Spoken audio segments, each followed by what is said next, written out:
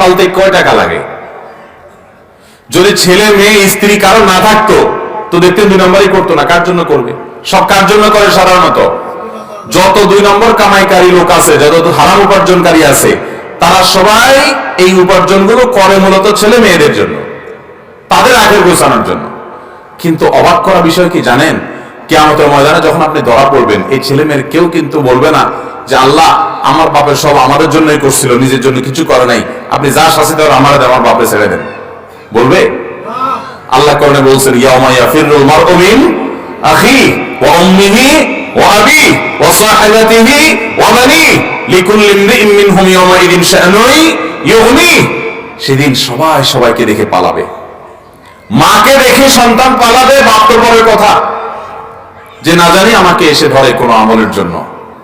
বাবারা, কার জন্য 2 নম্বর উপার্জন করছেন? এই জন্য আমার যুবক ভাইরা প্রতিজ্ঞা করেন, সরকারি চাকরি পান আর বেসরকারি, ব্যবসা করেন আর বিদেশ যান, যেভাবে উপার্জন করেন না কেন, জীবনে কখনো হারাম উপার্জন করব না। নিয়ত করবো তো ইনশাআল্লাহ। যুবক ভাইরা প্রতিজ্ঞা করেন, অন্য কোনো আমল করতে খুব বেশি, নফল আমল খুব বেশি করতে পারেন না, কোনো টেনশন নেই। দোয়া দরুদ খুব বেশি পড়তে পারেন না, কোনো টেনশন নেই। জীবনে একটা ওয়াজ মাহফিলও আসতে পারেন নাই, কোনো টেনশন নেই। প্রতিজ্ঞা করেন 5 ওয়াক্ত নামাজ ঠিক রাখবেন, রমজানে ফরজ রোজাটা পড়বেন, মেইন মূল ফরজ কাজগুলো করবেন, মূল হারাম কাজগুলোতে বেঁচে থাকবেন, আর সবচেয়ে বেশি গুরুত্ব দিয়ে উপার্জন যে হারাম আছে এই হারাম থেকে বেঁচে থাকবেন। এটা এই যুগে কত কঠিন কাজ জানেন? এই যুগে সব সোজা, এটা সবচেয়ে কঠিন।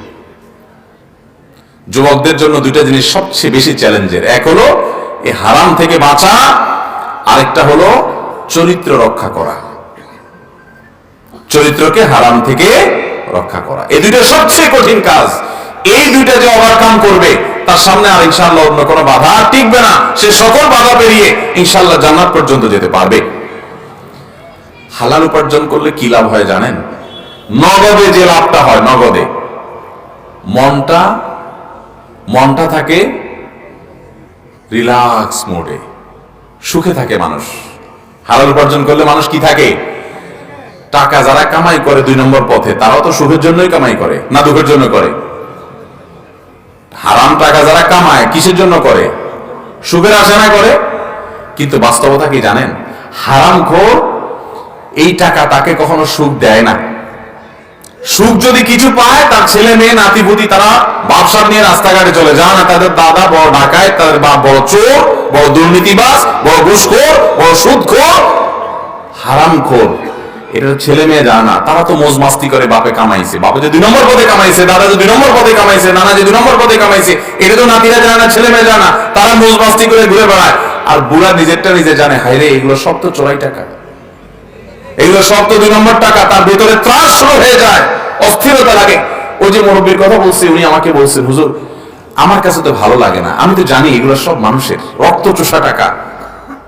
এগুলো যখন মনে উঠে আমার ভিতর থেকে, ওনাকে আল্লাহ তওবার নসিব দিয়েছেন, উনি তো ভালো মানুষ যে উনি ফিরে এসেছেন, সুযোগ পেয়েছেন মৃত্যুর আগে তওবা করার। কত কবল কোরআন আছে, এই সম্বিত পর্যন্ত তার ফিরে আসে নাই, সে মৃত্যুর আগে তওবা পর্যন্ত করা নসিবে হয়। অতএব যুবক ভাইরা প্রতিজ্ঞা করেন হালাল উপার্জন করবেন, ঠিক আছে তো ইনশাআল্লাহ? জীবনে কখনো এক টাকার একটা কয়েন হারাম হলে ভাবে ছুঁড়ে ফেলে দিব, ওইটা আমার দরকার নেই, ঠিক আছে না ইনশাআল্লাহ? এই জন্য সাহস লাগে। কিন্তু মুশকিল হলো কি জানেন? এটা বড় কঠিন কাজ। কেন কঠিন বলেন তো? এটা করলে আপনার বউটা আপনারে বলবে যে রাখো তোমার সংসার, আশেপাশে সবাই কত লাল হয়ে যাচ্ছে, নীল হয়ে যাচ্ছে, কালারফুল জীবন যাপন করছে, আর তুমি কি মিয়া 10,000 টাকা বেতন পাও, এটা দিয়ে খয়রাত আনো। দেখবেন বউটাও খুব একটা রাজি না। আরে বউ তো অনেক পরের কথা, নিজের জন্মদাতা বাপটা দেখবেন খুশি না। গর্ভধারণ করছে যে মা, সে মাও দেখবেন বলবে বাবা এরকম করলে কি চলে, একটু অত ইসলামকে মেনে পারা যায়? বলবে কি বলবে না? এই জন্য গোটা পরিবারকে ইসলামের উপর উঠাতে হবে। বিয়ে করার জন্য এমন একটা মেয়েকে জীবন সঙ্গী হিসাবে নিতে হবে যে হারাম থেকে বাঁচার জন্য প্রয়োজনে জীবন দিতে প্রস্তুত আছে, তারপর হারাম খাবে না। হালালে তুষ্ট থাকবে। হারামখোররা অনেক চকচকা লাইফ লিড করে, আমরা দেখে মনে করি কত সুখে আছে, কিন্তু ও জানে ও নিজে একটা চোর। জানে কি জানে না? এটারে বলে অপরাধ বোধের অদৃশ্য দাহন। ভেতর থেকে জ্বালা পোড়া আছে, উপর দিয়ে হাসে ফিটফাট, ভেতরে কিন্তু সদরঘাট। কারণ সে জানে সে কি, সে দুর্নীতিবাজ, সে চোর, সে ডাকাত, সে খুনি, সে মানুষের রক্ত চুষা, সে হারাম খাইছে, এটা সে জানে। আমরা বাইরে থেকে দেখা মনে করি আমি সুখে আছে, সে জানে তার মনে কত অস্থিরতা, পেরেশানি। আর যদি হালাল উপার্জন করেন কি লাভ হবে জানেন? সব বাদ দেন, নগদ লাভ হবে কি? আপনার হয়তো অনেক বড় বিল্ডিং নাও হইতে পারে, আবার অনেকে হালাল করে বিল্ডিং হয়, গাড়ি বাড়ি হয়, আল্লাহ তাদেরকে দেয়, ব্যবসা বাণিজ্য করে হালাল পথে মানুষ পয়সা লাভ হয়। পয়সা লাভ কিন্তু আবার দোষের না, ভুল বুঝেন না। আল্লাহ একজনকে হালাল টাকা দিছে, হালাল টাকা কোটি কোটি টাকা হয়ে গেল, হইতে পারে কি পারে না? পারে, কিন্তু এটা কঠিন। আপনি যদি হালাল টাকায় একটু কুলের ঘরে থাকেন, কুলের ঘরে, আর আপনার ঘরে শান্তি থাকে, মানুষ দেখে আপনার পাত্তা দিবে না, বলবে আরে গরিব মানুষ। ওই যে দেখেন না, কোন এক বেটা আছে অনলাইনে শুধু গালি দেয়, তোরা গরিব মানুষ। তো এলাকা মানুষ আপনাকে এরকম গালি দিবে, বলবে বেটা তুই গরিব মানুষ। অথচ গরিব মানুষ হওয়া কি না কোনো গালি, এটা কোনো দোষের বিষয়। যে গরিব হালাল চলতে গিয়ে গরিব হইছে, এই গরিব ওই হারামখোর ধনীদের চাইতে হাজার লক্ষ কোটি গুণ উত্তম।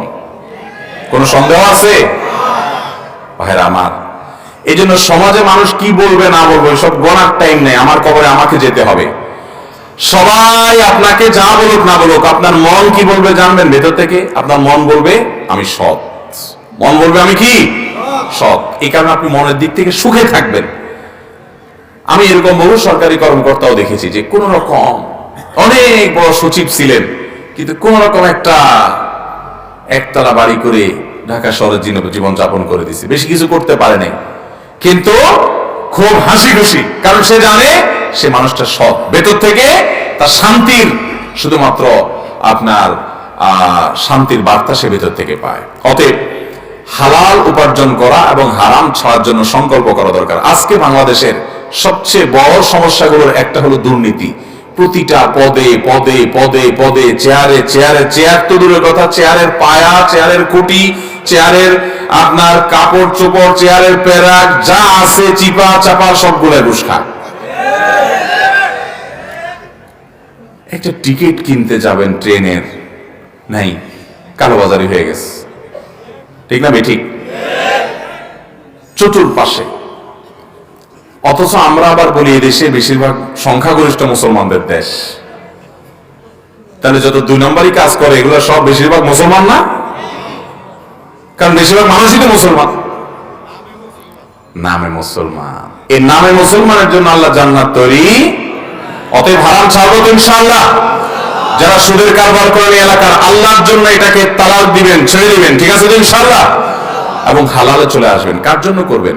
যাদের জন্য করছেন হারাম কামাই, এরা কেউ কিন্তু দায়িত্ব নিবে। আল্লাহ আমাদের সবাইকে হক হালালে চলার তৌফিক দান করুন।